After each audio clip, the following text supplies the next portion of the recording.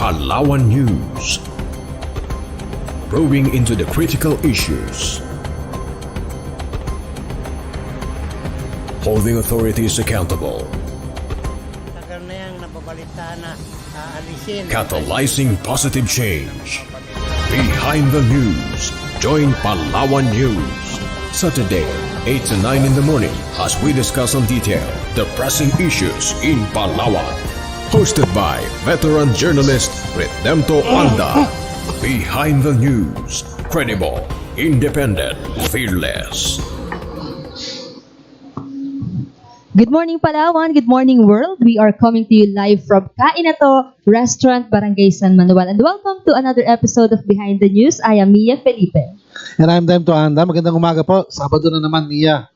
Yes, sir, Demto. And we are in a new set. We are in a new venue. Ayan, Diba? yes. And special thanks to Sir Eric Yayan para sa pag-accommodate sa atin dito sa Kain na To Restaurant. Dito tayo ngayon, Sir Demto, sa Barangay San Manuel. And of course, diretso na ako, Sir Demto, mga kasama natin is no less than the Vice. New venue. It's just fitting that we have a power guest. Yes, powerful guest. Power guest. Power cast ito. Sir Demto, and dun sa lahat ng ating mga viewers, kasama po natin is sabi ko nga no less than the Vice Governor of the Province of Palawan, Vice Governor Victorino Dennis M. Socrates. Vice. Good morning, Vice. Bumati ka muna sa ating mga Good morning, Miss Mia, at sa lahat ng nanonood sa atin ngayon. Mayad nga timprano kanindong tanan mo yang damal-damal o nindyong tanan. Uy, hindi ko naintindihan pero kuyunon. Good morning daw, Sir morning, Demto, sa oh. lahat ng ating mga Ano bang kababayan. kuyunon yan, Vice Gov? Yung ba yung may C o may K? Na-topic natin, Sir Demto. Magkagaling ortografiya, no? ang bilis naman, issue agad. Issue ka agad, eh, no? No, because that's being discussed in the legislative. Yes. And this program is all about what the legislative is doing. Among other things, we'll tackle that. I hope may update si Vice Governor tungkol dyan. Among other things, no? Nakabati na siya. Batiin natin ulit yung mga taga-subaybay natin. Thank you very much sa Kain na To. Kain na To. Yes. And siguro pasensya mo na ako kasi medyo may lagdan ako ngayong umagang to. Okay lang yan, Sir Demto. And Sir Demto, siguro mag-shoutout din ako, baka makalimutan ko. Sa mga nagko-coastal clean-up in relation ito, Sir Dem, sa No to Plastic Month. Ayan. Oh, may coastal cleanup Yes, ongoing sir. today. Okay. So, good morning sa lahat ng mga nagko-coastal cleanup, nagpa-participate. Hindi ko alam kung nakapost na yung ating editorial. Our editorial this week is about plastics, no? And bantayan po ninyo because we're challenging Vice Governor, we're challenging the province, the local government unit to do something about plastics pollution, no? I just suddenly wanted to ask you, ano bang mga initiatives? I think there's meron bang mga measures sa inyo? May pending along resolution that line? sa Sangguniang. Hindi ko lang alam yung status ngayon na ipagbawal siya province-wide yung paggamit ng plastic or at least Single-use plastics. ganon. Oo. Talaga? Someone already filed a proposal. Oo. But it's an ordinance or resolution. Resolution. Meron bang discussion ng mechanics pa paano gagawin yan? At saka ano yung objective niya? Sa committee level, palagay ko nasimulan nila yung usapin. But I'm not familiar with the present status. It will be a big achievement, Mia. If we can only stop yung if we can only discourage people from too much use of sandbags, for example. Kasi sir, may mga eco bags na rin naman eh. Oh, may eco bags naman eh. Yun lang malaking bagay na yan eh. Mabawasan mo lang yung sandbags, no? Although, ang pinakamalaki talagang plastics pollutant, bottled water. Siguro mga 90% of our plastic wastes are bottled water. So, I'm not sure ano yung extent ng resolution, but that's a good initiative na may ganong measure na pinag-uusapan sa provincial board. And sana magtuloy-tuloy yan, Vice Governor. Sir, maki-update tayo kay Vice Governor kasi kung matatandaan mo, naging guest din natin si Ma'am Natividad Bernardino dito sa ating program sa Behind the News. Yes. Kung saan nung araw na yun, sir, ininbitahan sila sa question and hour ng Sangguniang Panlalawigan, sir. para talakayin yung issue sa El Nido, crackdown doon sa mga earring establishments. Pwede ba kaming makahingi ng update, sir, tungkol dito? Actually, wala ako nung naganap yung question hour where Regional Director Bernardino and some other DNR officials attended. I think it was on May 22. I looked at the transcript at ang beside that I see board member Winston Arsaga, who happens to be from El Nido also. No? Okay. So magandang usapan nila. Ang lumalabas, I suppose everyone somehow sees it also the same, the same way, no? Malaki ang problema natin, and it's a big, complicated problem because it's almost an indictment of our whole legal system, no? Involved dito yung ating public land laws, yung tenurial arrangements, yung building laws, at yung papel ng local government unit sa pagpapatupad ng mga batas na ito. Kasi nga, we all know, settlements begin without any rules. So usually, mga mangingisda will start a fishing village, magtatayo sa baybay mismo sapagkat yun ang malapit sa hanap buhay lang. So simula, wala namang makikipag-away sa kanila over that sapagkat sila lang naman yung tao doon. But sooner or later, dadami sila, and then the local government will then have a duty to police them, alisin sila or something. Kaya lang, ang flaw sa tingin ko, yung flaw nung filosofiya ng local government code is in putting that duty in the hands of the mayors, who are also the most vulnerable to the negative votes of these sectors. Usually, ito yung pinakamaraming tao. I mean, kung mayor ang magpapalis, So that they will give in. Oo, they will give in. Kasi sigurado matatalo sila sa eleksyon kapag pinalis nila yung mga illegal settlers sa tabing dagat. Kaya over the decades, and this has been happening since time immemorial. Siguro simula nung ating legal system, gano'n na. And that's only the local government code. We're also looking at yung problema natin sa national level, no, yung titling ng mga lupa. Hanggang ngayon, yan, di ba? entire towns are still forest land. Kaya lang, urban area na sila in reality, hindi pa nare-reclassify. Paano naman i-enforce yung batas sa mga ganong sitwasyon? So, may confusion, no? Magulo. Dahil hindi mo talaga pwedeng enforce, halimbawa sa Cagayan City, lahat yan, forest land. Kung tutusin, illegal lahat ng occupants. So, where do you transfer them? Or Barangay Mangsi, Mangsi Island in Balabac. Yun ang pinakamataong barangay sa Balabac. Yun yung determinant. The entire Mangsi Island is forest land. So, malaki ang problema natin. But positive note is the national government has decided to take the initiative. So, sana lang wag nang umabot dun sa mga kakasuhan pa. Normally, yung mechanism kasi is the responsibility of the mayor. Pag hindi ginawa ng mayor, dapat kakasuhan siya ng provincial government kasi may supervision tayo. Kaya lang, hindi naman gagawin ng provincial government yun kasi aawayin mo yung mayor, matatalo ka naman dun sa... You're right in pointing out the complicated problem, no? May problema sa national policies, sa titling policies, may problema sa enforcement ng munisipyo, ng existing laws, national laws. May problema sa mga tao na alam naman nilang bawal, pipilit pa rin sila. If we ask you, where will you assign the most blame, if ever, if any? Of course, ang PCSD nagbibigay ng permit. Hindi naman dapat yung mga ganon. Kahit na alanganin, may permit, binibigyan ng permit. Ang DNR, may permit din binibigay. With all due respect to DNR, I think sila yung primary agency talaga na may kasalanan. Hindi naman kasalanan. Hindi nila kakayanin kasi. It's also a matter of, do they have the personnel? Do they have the capacity to, let's say, classify all the oversee, even map out, oversee the problem.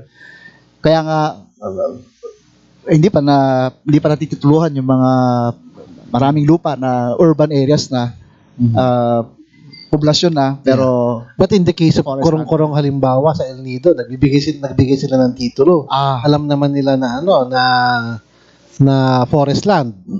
Kasi may mga titles doon, pero forest land. Yung ganon, no? I know there are cases like that. Hindi dapat na-issue ng titulo. Yun talagang may criminal. Sa bahagi ng provincial government, Vice Governor, ano ang Dennis discussion? lang kung by by Dennis.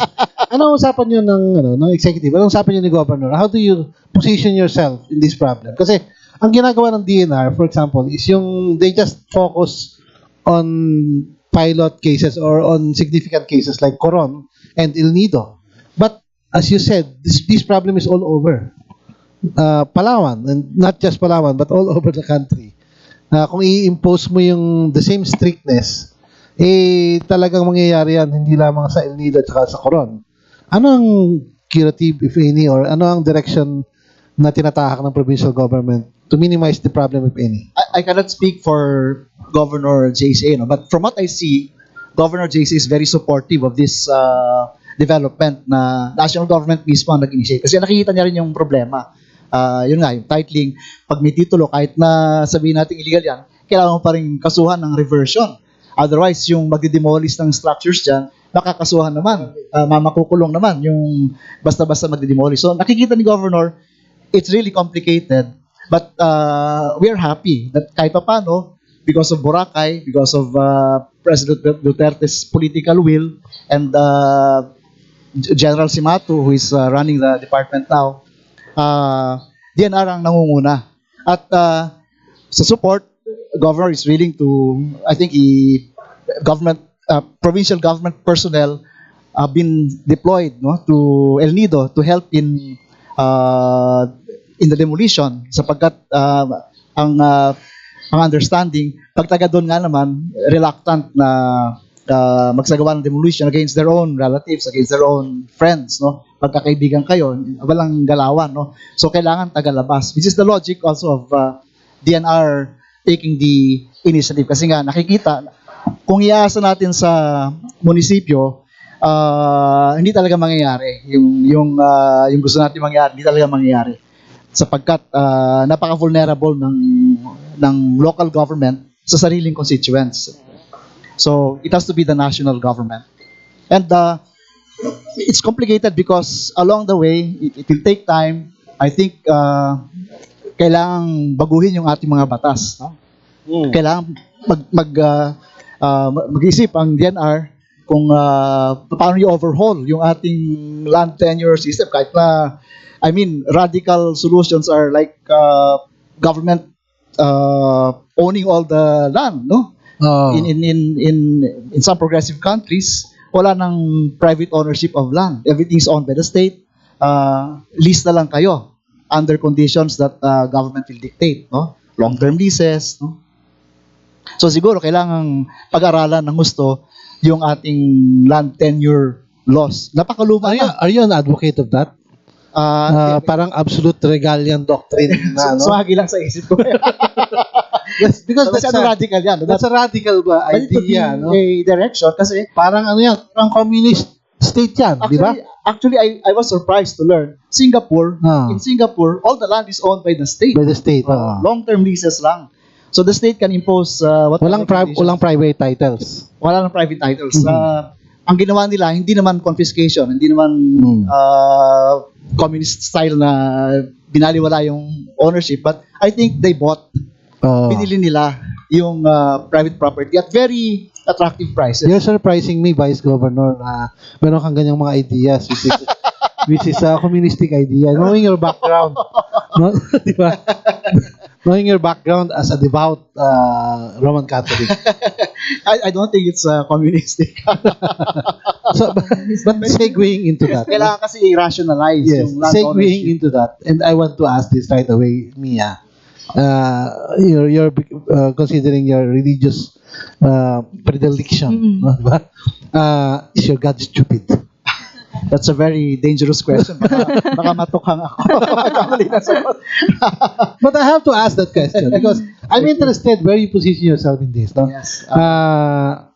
It's a very controversial statement that the president made several weeks ago, and I was one of the first people who crossed my mind was you. Thank you. Ano kayo masasabi ni Vice Governor Dennis dito? Dapat lahat ng God-fearing na tao or God-loving na tao, dapat nag-isip dun sa development na yun, sa pangyayari yun, no? Na tinawag ni Presidenteng stupid yung Diyos, no? But on my part, I subscribe to the position of Cardinal Tagle. No? Sabi ni Cardinal Tagle in a letter to the clergy, no? I think June something, no? Month of June niya rin in-issue. Sabi niya, be at peace, be calm. Sapagkat sabi niya, attacks against God or questioning God is not new. All throughout the history of civilization, marami nang gumawa niyan. Marami nang umatake sa Diyos, marami nang lumait sa Diyos, maraming hindi naniniwala, marami nagpahayag ng kanilang hindi paniniwala. Ngunit andyan pa rin ang Diyos, andyan pa rin ang simbahan. And sabi ni Cardinal Tagle, what we need to do is maintain our inner peace. No? Do not let it disturb your inner peace. No? Kasi after all, although on the surface, on its face, no, patently, yung calling God stupid is really blasphemy. It's a sin against the second commandment, which says, you shall not take the name of the Lord your God in vain. Huwag mong lapastanganin ang pangalan ng Panginoong Diyos. No? Kasalanan sa ikalawang utos. But on my part, I can assume that President Duterte did not mean what he said, no? Which happens many times. Istorya lang yan, biro lang yan.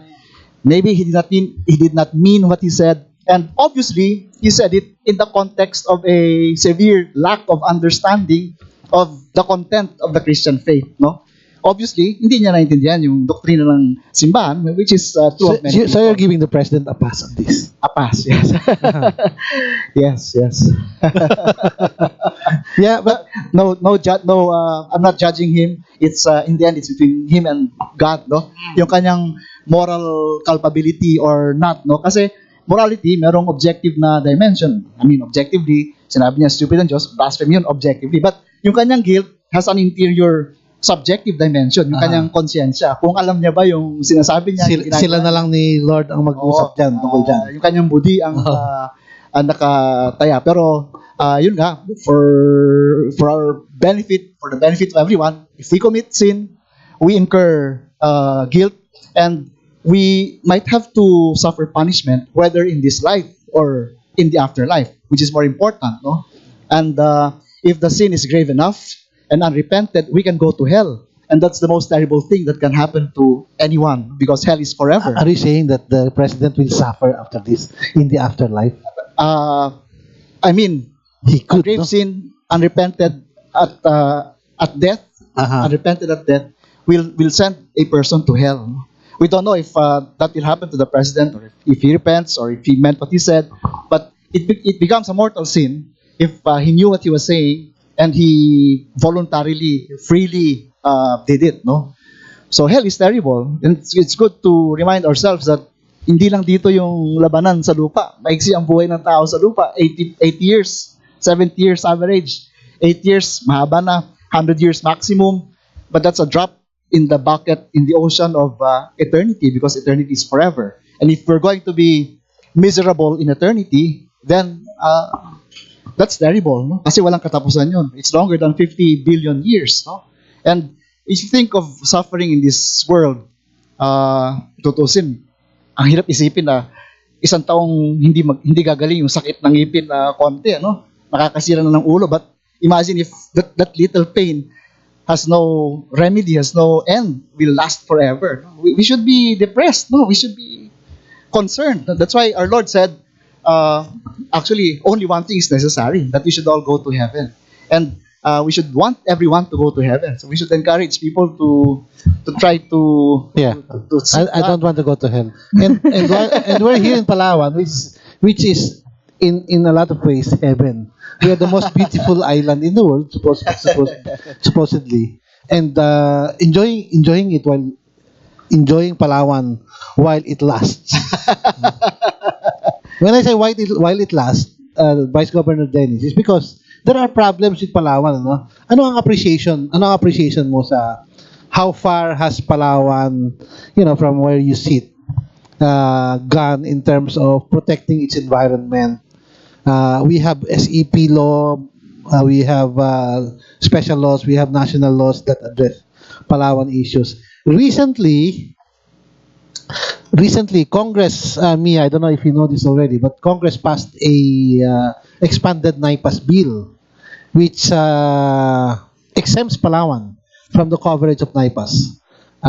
Ibig sabihin, hindi na tayo kasama sa e-NIPAS bill, which is fast-tracking yung delineation at saka formalization ng protected areas ng under NIPAS. Magsasarili na ang Palawan, kumbaga, through PCSD at through SEP law. This is part of the overall policy climate that governs Palawan. Ano ang thinking mo dyan? Ano ang principles mo dyan? Actually, hindi ako familiar sa issue nung NIPAS. no? But earlier you mentioned paradise, no? Sabi nila. I object to characterizing best Palawan. best island Best in the island world. maybe, but not paradise, no? Kasi paradise was a garden of Eden, no? Tayo, we are still forest, and we need to transform forest into garden. Then that would be closer to Lalim paradise. naman, Kasi, lalim. Last frontier. Last frontier tayo, masarap pakinggan, no? Parang it's a common for tourists kasi sariwa pa yung ating gubat, mayaman pa yung ating dagat. But frontier also means we are at the border, at the fringes of civilization. Frontier means we are marginalized, nasa gilid, no? Nasa labas, nasa liblib, nasa labas ng kabiasnan. And that means we are one of the poorest, undeveloped. And that's true because we have one of the highest That's right. rates of poverty. Highest rates of poverty. Nasa 60-something% yung poverty. We're highest in Mamaropa. Highest in Mamaropa. Ngayon, bumaba ng konti, pero mataas pa rin. 53% yata. Samantalang yung national incidence rate is something like 26%.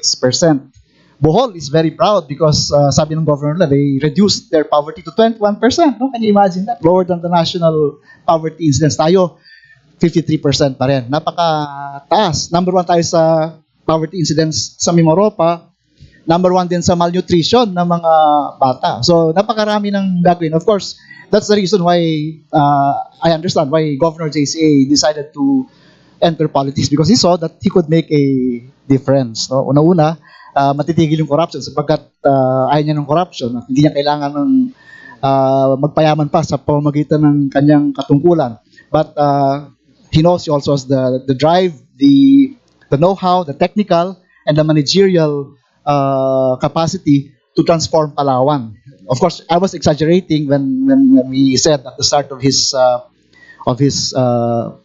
governorship, of his administration, sabi natin, we hope to leapfrog, to pole vault, to fly from fourth world to first world. I remember that as your rallying cry when you also entered Medyo exaggeration politics. yun. Hindi kaya in 9 years pala. How far have you done? Sa tingin mo, how do you measure your successes? Siguro by 9 years, you'll be only halfway. Kailangan ng another 9 years to really say that we are already in the first world. Pero ngayon, of course, Governor JC is a man in a hurry, no? Katakot-takot yung infrastructure kasi of course, development means primarily infrastructure, building the infrastructure, building the roads so that everything will come into place. Well, what is Vice Governor? What is the big picture strategy to address poverty in your administration? How do you want to do this? You're saying 50% tayo. In order to lower that to a more respectable figure, ano yung gagawin? Anong ginagawa ninyo? Of course, infrastructure, no? Building everything that needs to be built, like primarily roads, no? So you're replicating the build approach. Build. Actually, Ng national government. nauna yung ganong attitude sa PGP. Swerte lang tayo, naging ganon din yung attitude ng national government. Okay. So they're pouring everything also into Palawan, which is good for us, no? And of course, aside from the infrastructure, preparing the people also. Kasi hindi naman pwedeng may infrastructure ka but the people are not prepared morally or mentally, culturally. So education is a big issue also in Governor JCA's direction. Maserte nga tayo, nauna tayo sa national government, yung free tuition.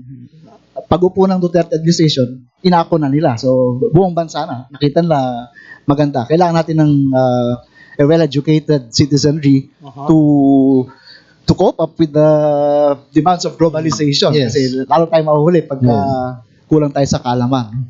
So build infrastructure, Mia,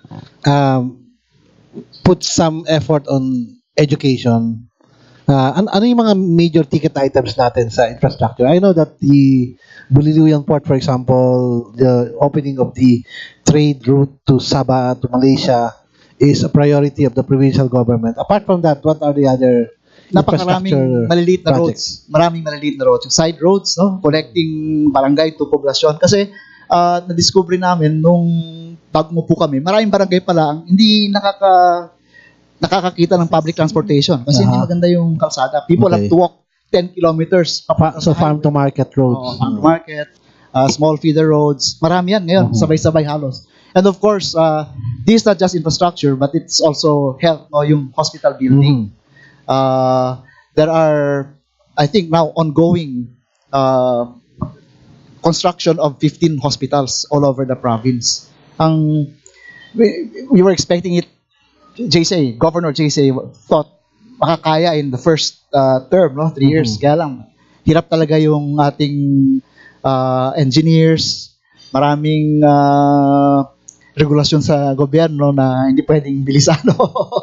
Ang natapos ngayon ay 3 na ang na-inaugurate ni Governor JCA. Aborlan, Brooks Nara, and Brooks Point. 3 hospital na magaganda. I think they're comparable to... Do we have enough doctors to man these hospitals? So far, those are some of the questions that we received from our viewers and readers. So far, wala pang balitang shortage, no? Pero definitely, pag nag-operate na, with the existing number of medical personnel, kukulangin. Kaya, ngayon nagpapaaral si Governor JCA ng mga medical students. I think... Ano ang gestation nito? Gaano katagal pa sila gagraduate at magpa-practice? It started in 2014, no? Okay. So meron ng mga graduating yata ngayon, 3rd year at least. So they are required to serve. Provide, ano matawag dyan, back service, return service. Return service. May kontrata sila. Hindi ko alam exactly how many years of service they need to put in. But ginagastusan sila ngayon ng provincial government. The last figure I heard was something like 50.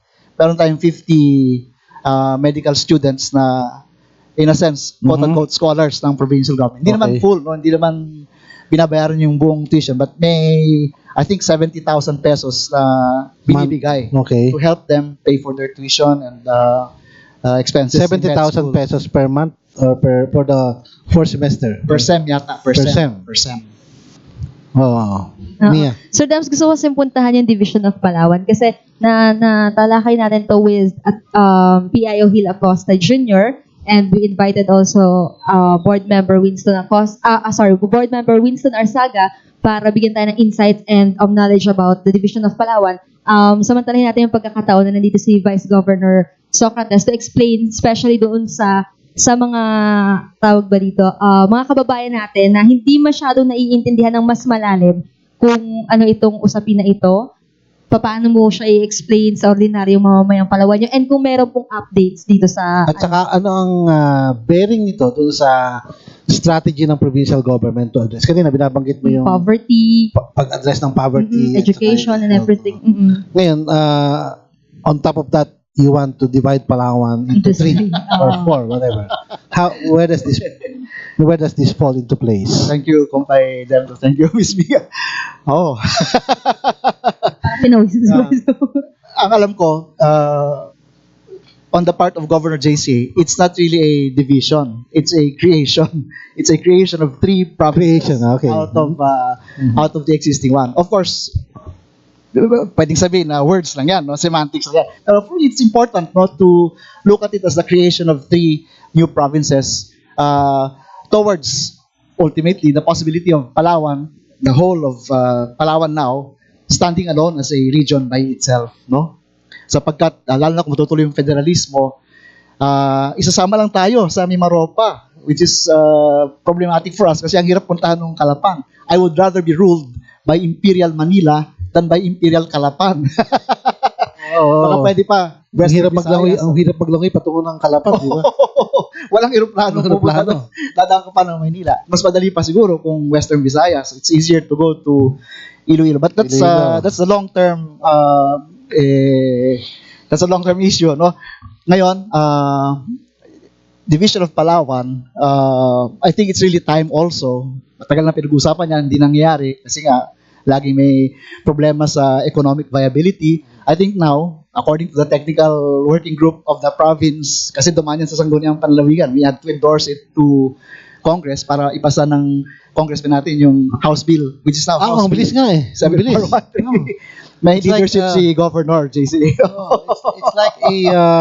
It's like a speeding train road. PPP Express. PPP Joke Express. What's the chance of this breezing through this in the same way that it breezed through the House of Representatives? What's the chance of this getting approved in the Senate? Ano ang nangyayari sa Senate? Meron ba kayong kinakausap dyan? Meron ba kayong may champion na ba kayo dyan? Sino? Governor JC and all of us sa Sangguniang Panlalawigan pumunta sa Senado, kinausap yung mga individual senators na nandun, ganoon din sa House of Representatives, kinausap yung Speaker. Apparently, wala namang kumukontra. So, it's a good sign, no? Oo nga naman, bakit naman sila kukontra? I suppose the only problem will be NEDA and DBM kung sa calculation sila. Pero, nakikita ko yung logic of dividing it now, especially since Puerto Princesa is a highly urbanized city, independent of the province, but it sits in the center of mainland Palawan and evenly divides northern Palawan from southern Palawan.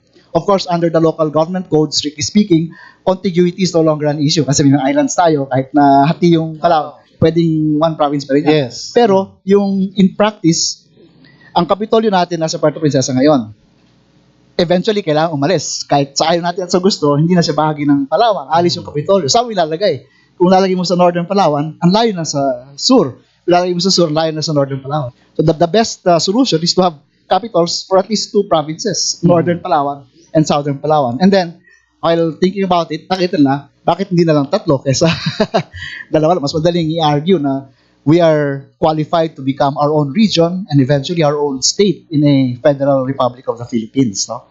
So parang maganda yung idea of meron bang ginagawa ang provincial government na parang roadshow or ina-explain yung rationale ng dividing or creating new provinces? Well, wala pang organized effort. But so far, I think the board members have been going around individually on their own initiative, talking to their respective constituents, north, south, at saka And what is the feedback?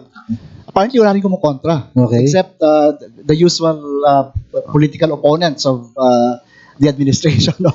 Ang issue, siyempre, sinasabi nila, gerrymandering. But I wouldn't call it gerrymandering kasi, as I understand it, gerrymandering means dividing a political unit in a way that will give unfair advantage to a particular party or group of individuals. So, which is not the case in our House Bill 7413. No?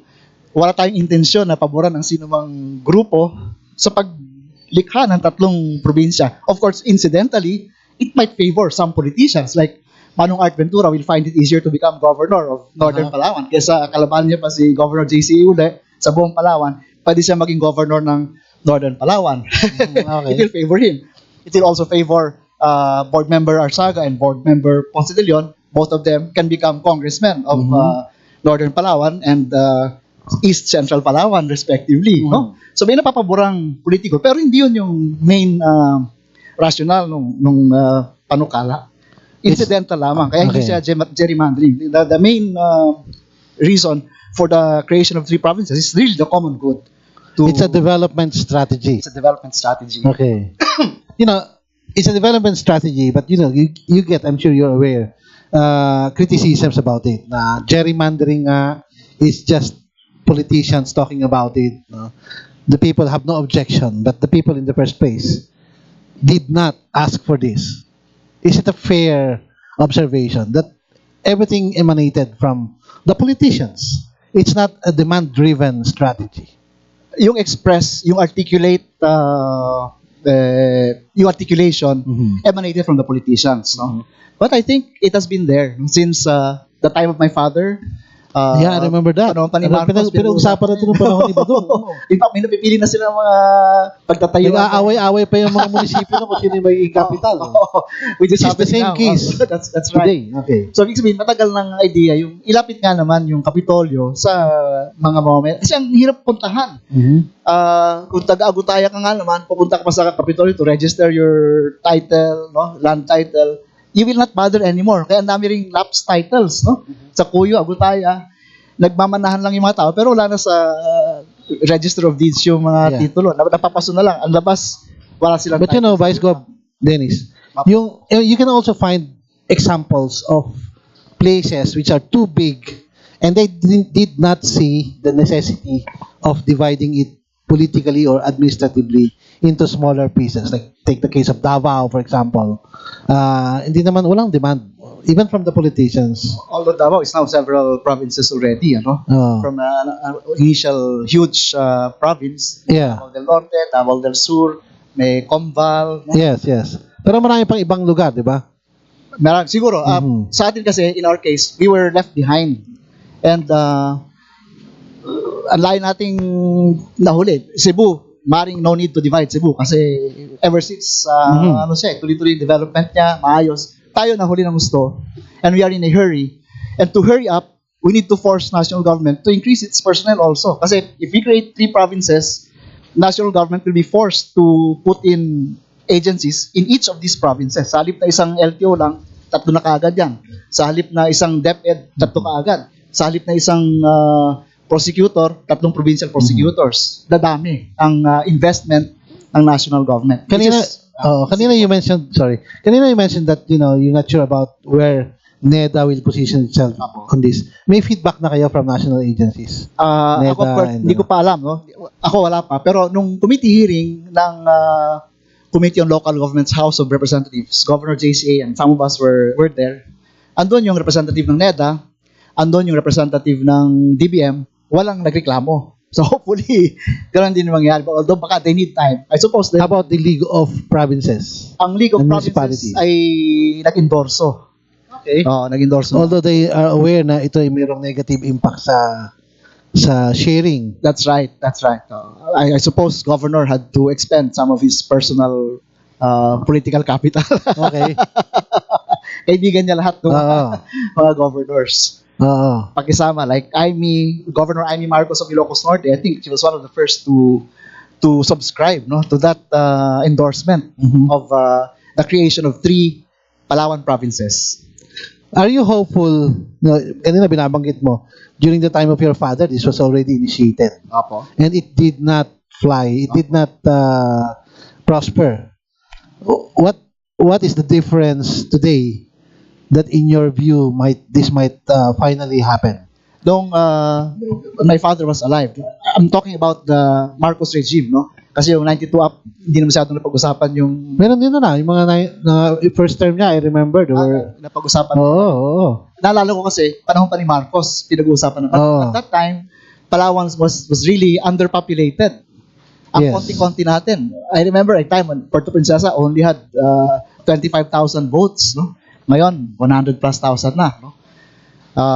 Konti yung tao. Of course, until now, we are really underpopulated. But we already have the numbers to meet the legal requirements for viability. 250,000 per province, no? Kailangan 250,000. At that time, hindi talaga abot. And of course, income-wise, hindi rin. So, malaki na tayo talaga ngayon. So, mauubra na. Apo. Mia, we need to go on a break, I think. Balikan natin si Vice Governor Socrates mamaya. Shoutout muna tayo dun sa ating mga viewers, Sir Demto, kay Board Member Bon Ponce de Leon. Sir Jojo Gastanes is watching. Miss Goody Sarsagat, Julius Bulawan, Loida Redmond from Chicago, Tona Bengoza ng Brooks Point, and kay Sir Virgel Gallego. Ayan, good morning sa inyo lahat. And baka may questions kayo kay Vice Governor mamaya. I think open si Vice Gov to answer your questions. And kung meron kayong reactions or comments, Sir Demto, open din tayo dyan. Type nyo lang yan dun sa ating Facebook page. Mamaya balikan natin si Vice Governor para makibalita pa tayo dun sa mga kaganapan sa pamahalaang panlalawigan. Babalik po ang BTN Behind the News. Diyan na kayo.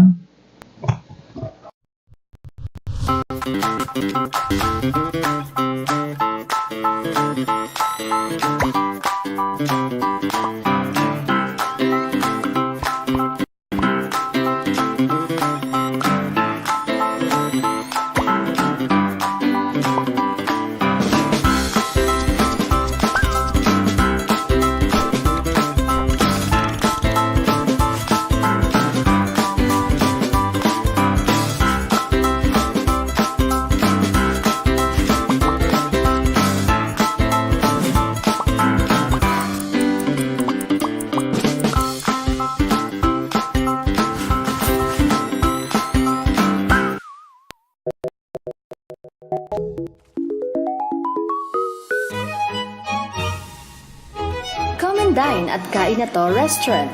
They serve breakfast, lunch, and dinner. Kainato is a native restaurant that specializes in chicken inato and other Filipino dishes like grilled squid, sinigang, crocodile sisig, and a lot more.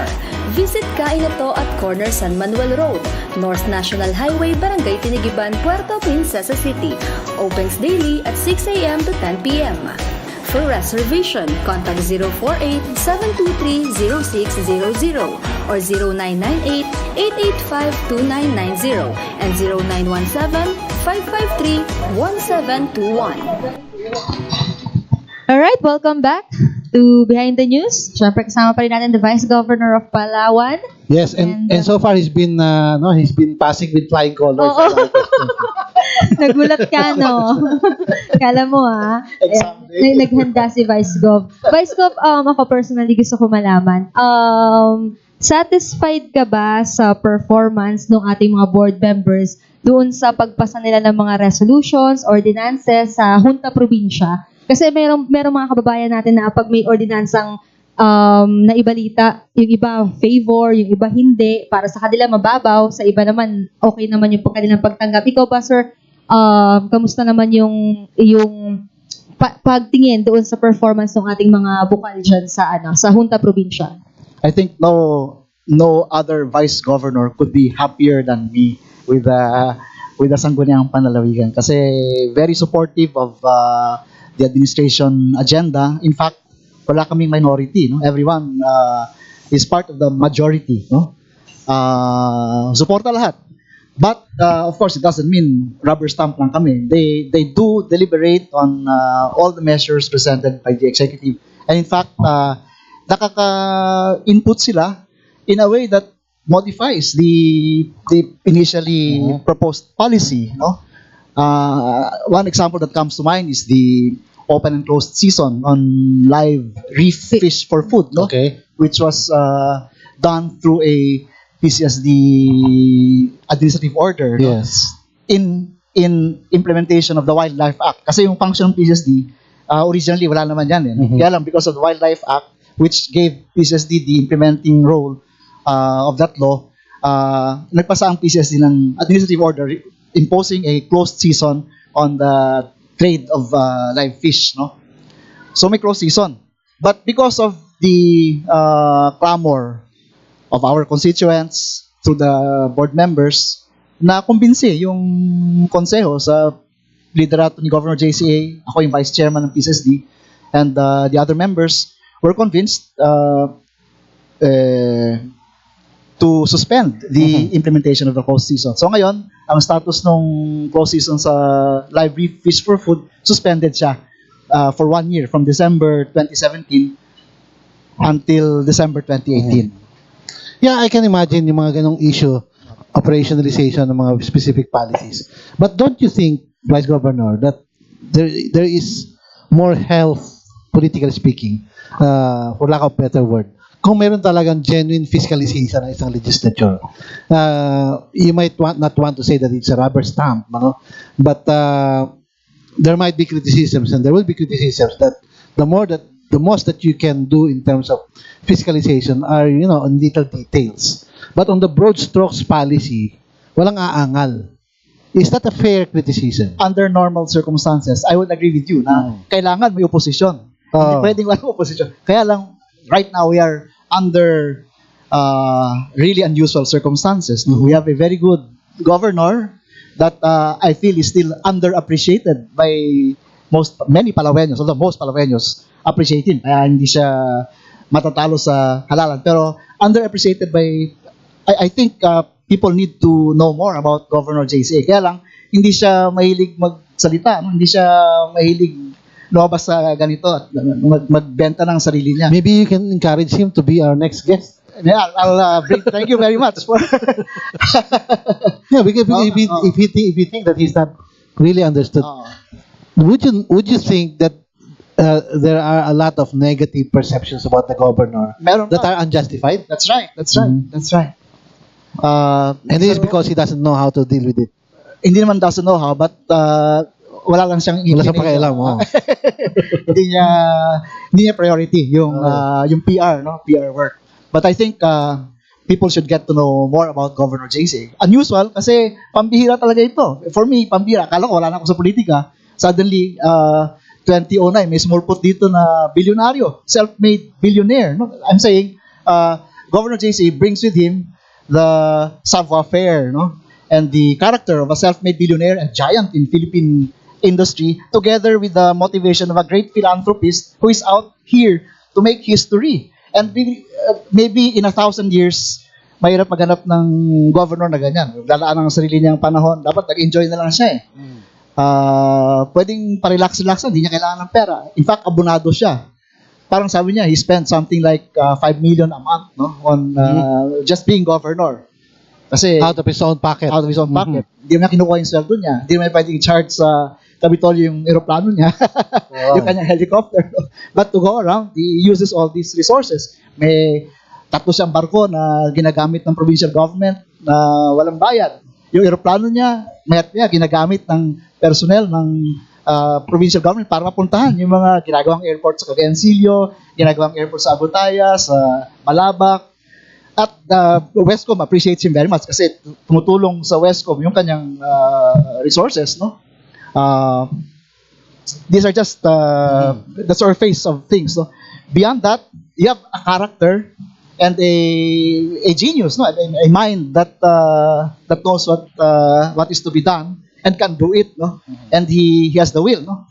Hindi natutulog eh. I think Mia Felipe here will be very happy to put him on the spot also like you. I'll really, thank you very much for suggesting that. I'll really bring it up with governor. Kung may dem to. Sir Demto, merong baon sa atin si Vice Governor na data about tourism. So, yes, kamustahin din natin? I wanted to discuss that also. Yes. Because tourism is a big thing in the plate Player of the provincial government. No? What is the overall plan? What are the targets? Where are we in terms of tourism? Yung first premise, I think from the point of view of the JC administration, number one engine of growth for Palawan will be tourism. So all other economic activity will be supportive or derived from tourism. Like agriculture, nagpapayaman tayo ng agricultural sector natin para supplyan yung pangangailangan ng tourism industry. Nagpaparal tayo ng ating mga kabataan para supplyan ng labor yung tourism industry. So number one engine of growth is still tourism. And we are now at something like 1 million visitors per year who are staying for an average of 5 days each, and spending an average of $100 each, no? So that translates into $500 million a year of infusion of money into the local economy, which means mga 25 billion pesos a year ang nanggagaling sa turismo. The numbers I invented beforehand. Deduction, no? So our tourism receipts is going somewhere around 25 billion pesos. 25 billion pesos a year. In terms of ito napupunta sa sweldo ng mga nasa industriya, no? From tricycle driver to masahista, Yes. to waiter. It's a good thing to measure that because Apo. we need to have a handle of how big is that industry. So we're saying, pero may official figure ba ang provincial government on how big is the tourism industry? I'm not sure if this is really official or partial estimate saka kung ano yung basis, no? And how does this compare, for example, with Boracay or other places, Bohol? Where are we in terms of the national? Are we really a big player? Baka sa national, oo. Oo. Boracay, I think 3 million a year visitors. And we want to target that. Parang nabanggit ni Governor JCA na by the time we step down, dapat 3 million a year na yung visitors ng Palawan. Pero baka mangyari yun even before we step down. Kasi ang bilis nung pagdami. We are also, I suppose, even our tourism people are surprised, no? And maybe one factor was the closure of Boracay. Yeah. Well, but that's a temporary thing because Boracay is going to open soon in a few months, no? But there are things that are happening in Palawan, no? San Vicente to me is an X factor because it's not yet really started to develop, but the infrastructure is there, the airport is there, the investors are there in terms of land holdings, but nothing is coming up so far in terms of actual buildings and infrastructure. What is your projection with attractions in Palawan?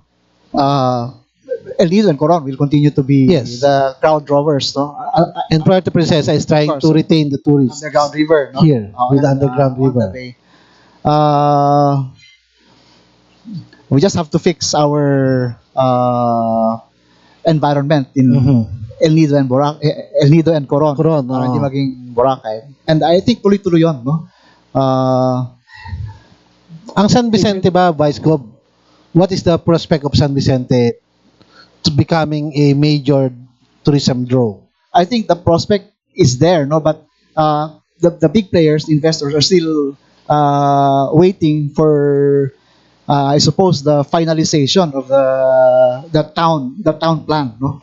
I understand that they are consulting with Palafox and Associates. So Palafox, I think, is doing a master plan for the town. Ano yung magiging itsura ng town? I think the big players are waiting for that. No? Kasi hindi kaya I mean, I've heard comments that it's long overdue if you're going to develop San Vicente. If you're going to sell Long Beach, it will sell itself. Pero may airport na tayo dyan, pero bakit wala pang tumatayo? Hindi ba overrated ang San Vicente or people are just waiting for something else? I think it's just a matter of waiting for the final plan to come yung out. Town plan. Yung town plan. And the town plan is, as far as I know, meron ng parang general plan yan. May initial drawing na. May initial drawing siya. Ang laki nga ng kanilang easement. Yung problema sa El Nido at saka sa Coron, hindi mangyayari. Hindi mangyayari. Ang setback nila, ang laki. Parang 50 meters yata ang setback nila.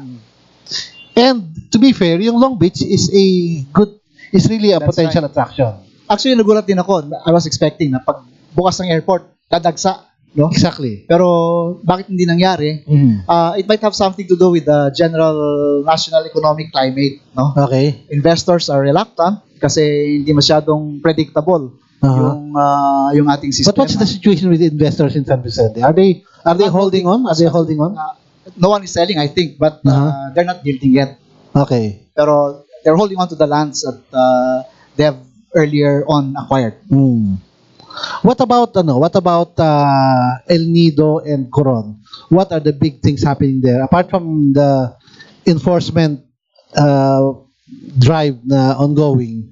What are the big things happening? El Nido has an ongoing sewage treatment plant project na under construction by the provincial government, right?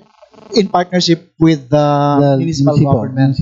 At mas malaki yung participation yata ng municipal government. Sila yung may utang na malaki. Okay. Ang participation ng PGP is more on the technical and the planning design side of the project. Coron also, I think, is about to embark on a SDP, centralized SDP Okay. sewage treatment plant facility also. So malaking bagay na yon dahil siyempre, that's really the solution to, that's really what will prevent the bay from becoming a cesspool, no? Kailangan may SDP. So far, yun yung nakikita ko. And of course, the demolition. But in Coron, mukhang mas maraming informal settlers sa Yes. dagat na problema, mahirap palisin. How far is the provincial government engaged in problem solving on the nitty-gritty, yung displacement ng informal settlers, yung enforcement ng easements? Are you I'm not I'm not aware of the extent of Governor JCA's dealings with the mayors, no, like Mayor Baracoso of Coron and Mayor Rosento of El Nido. But I know, knowing Governor, he will do everything to help them to accomplish what needs to be done. But he also appreciates na on their part, talagang mahirap, dahan-dahan, dadaan sa proseso. Yes. Also on tourism, still on tourism, Dennis. Yung apart from El Nido and Coron, what are the other? Are we developing other places for tourism in the south, for example, or even in Puerto Princesa, which is administratively independent? I've been hearing about this coral reef in Aborlan, in the Aborlan Nara area. No, I forgot the name. 7 lines yata. That they say will rival or might be better than Tubataha. Might even Really? be better. Oh, sabi nila. I think it's just exaggeration. Oo. Tubataha is world class, di ba? That's right. Pero yeah, that'll be interesting. May ganun sa Aborlan. Of course, Nara has beach and island resorts. And may Estrella Falls din. May bundok, no? May countryside. Mount Pantalingahan, I think Mayor Feliciano is at this stage dreaming of Mount Pantalingahan Protected Landscape, MMPL, as a tourist destination also. She wants to market it. No? It's in the running yata for a UNESCO heritage site. No? And they got the endorsement from PCSD already. Yes. Parang Ito yung mga ang development. understanding namin is the south is really being looked up as an agriculture or non-tourism development growth area. For example, with your trade route, opening of trade routes, right, between Buliluyan and Malaysia. The provincial government is putting a lot of hope in this project. What are the prospects of success of this project? Itong opening ng trade route. Ang alam ko, Where is it right now? anytime dapat mag-maiden voyage na kami. Lagi Dapat napopostpone for some reason. Kasi hindi nyo sinasama ang Palawan News. Kasama, sir. Kasama ba tayo? Oo, kasama. Sabi ni PIO. Noong December, I think bukod dun sa may mga technical requirements na kailangan tuparin, inabot tayo ng Tropical Storm Vinta. Okay. So the bad weather prevented the voyage. Tapos siguro may nakita mga bagong dapat pang plansahin para everything will be okay when we start. Yes. Sir Dems, we need to wrap up in a few minutes. Pero siguro... May tatanong pa sana ako. Oo, about related babalik to pa naman tayo, Sir Dems. Oo. Okay, sige. Ano lang Before muna. we wrap up, I have a Yes. couple of questions more to Vice. Oo naman. Hindi ko pa siya napapako sa cruise talaga eh. Mamaya pa lang. Iba pa ako sa krus talaga. Ay, pero Sir Dems, shoutout muna tayo dun sa ating mga viewers bago tayo mag-commercial. Sir Bonin Asperilla, Board Member Bon, kay Loida Remdon, Tona Bengosa, Vergel Gallego, Rachel Cruz, Jeffrey Takuboy, Christian De La Cruz. Good morning sa inyo lahat. And of course, sa lahat ng mga regular viewers ng Behind the News. We'll pause for a short break. Mamaya, wrap For our up tayo last, ng of course segment, yung... Yes, of course, yung mga questions pa kay Vice Governor. Diyan na kayo. Ang last question ko sa iyo is, what are your future political plans? Are you just going to be paid? Kain at breakfast, lunch, and dinner. Kain Ito is a native restaurant that specializes in chicken inato and other Filipino dishes like grilled squid, sinigang, crocodile sisig, and a lot more. Visit Kain Ito at Corner San Manuel Road, North National Highway, Barangay Tinigiban, Puerto Princesa City. Opens daily at 6 a.m. to 10 p.m. For reservation, contact 048-723-0600 or 0998-885-2990 and 0917-553-1721.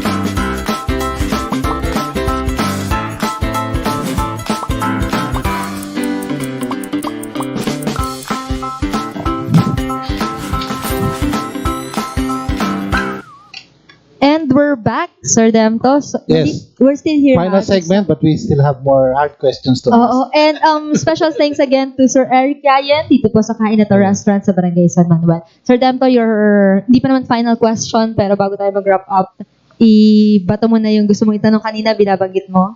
Nakalimutan ko na yata eh. But basically, we left off with tourism, no? I was just wanting to ask you about yung mga fallouts ng tourism, like prostitution. We've been getting a lot of in our social media page, no? A lot of information about this na lumalaki na raw ang prostitution problem sa Palawan. Are you aware or are you concerned with this problem? Honestly, hindi pa namin napapag-usapan yung mga side problems na yun. But you're right, no? I think it's about time we should look at these potential problems na dulot ng tourism industry. And the other thing I wanted to ask is, suddenly I was looking at the mga naka-monitor sa atin. Akala ko nanonood si your sister, who is the vice mayor of Puerto Princesa City. I mean, constructing up ngayon. So, the Socrates is a political family. Di ba? Your father was a governor, and your sister has become a city official. And you were in retirement mode when you became suddenly the vice governor. Kanina, during our questioning on the provincial government's directions, you were so appreciative of the governor's effort. Let me ask you, are you going to be playing second fiddle to the governor your whole life? What are your political plans? If I were to describe my position as vice governor, I would call it a spare tire praying that it will never get used. Safe answer na naman. I don't mind being vice ganda forever.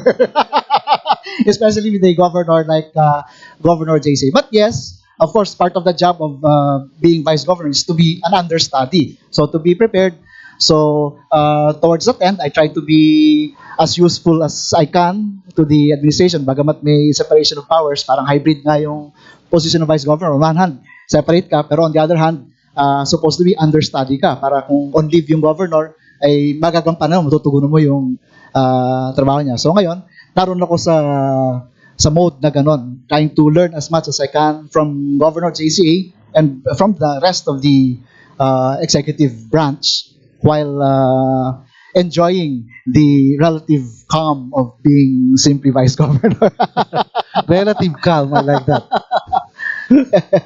Okay, Mia, I'm done with my questions. Last na siguro ako parang to wrap up din lahat ng mga reports sa atin kanina ni Vice. And you got an A+ in my scorecard.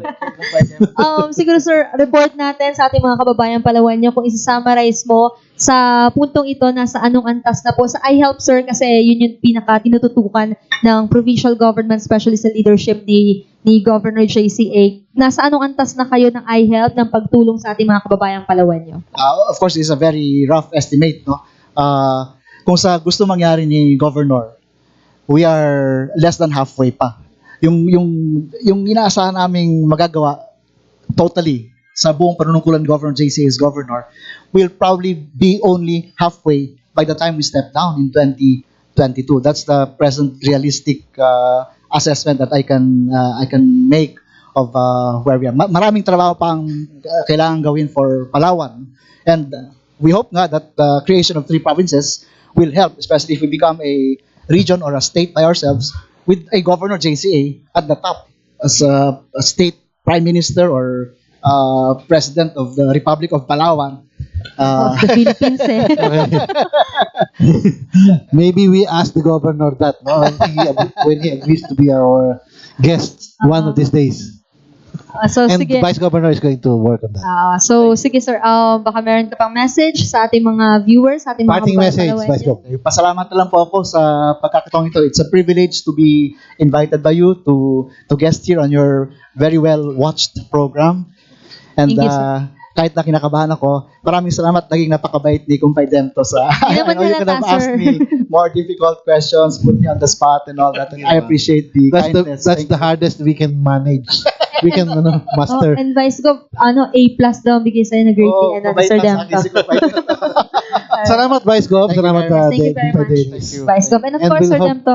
Yes. Thank you very much to Sir Eric Yayan ng Kain na to Restaurant. Yeah. And yung ating newspaper, palabas na po siya. Abangan niyo po sa mga outlets. Napakarami na nating outlets, Sir Demto. Visible na talaga siya dito sa Puerto Princesa and doon sa ating mga munisipyo. And of course, yung amin pong Facebook page. Hanapin niyo lang, nag-iisa lang to, Sir Demto, official Facebook page ng Palawan News.